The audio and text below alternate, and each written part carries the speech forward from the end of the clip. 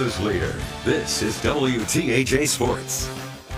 Hello and welcome to sports. I'm Robbie Holsinger. Central Pennsylvania has its own home in the National Wrestling Hall of Fame with legends like Johnstown's Carlton Hasselrig and Penn State head coach Cael Sanderson.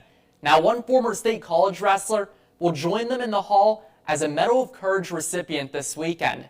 But his story extends beyond the mat. It's an inspiring tale of life and death.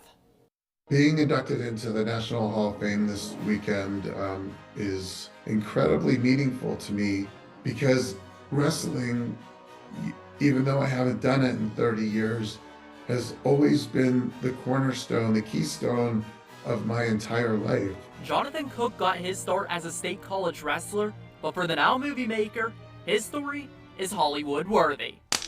Back in 2015, he felt sick during a conference with producers in Washington, D.C. Koch fell into a coma for 3 weeks. It was wrestling's septic shock. 5 months later, it forced him to lose parts of 4 limbs and his hand. Motivating him through the match of his life was survival for his daughter and future wife. There's no way that I'm going to call my daughter and tell her that her dad's going to die tonight. I'm just not going to die. That resilience he learned from his high school coach Len Rocky helped him reverse his fate, surprising even his doctor, who asked how he is still alive. I didn't have a lot of breath, so I whispered the only thing that made sense to be in that moment and encapsulated all of the question that she was, asking me, which was, I'm a wrestler. And, that meant something to me, and in that moment, somehow it meant something to her. And, she hugged me and I hugged her and we cried, together for a little while. What came next was a transplant surgery with no guarantee of success. If I come out of there and there's no hand, I understand.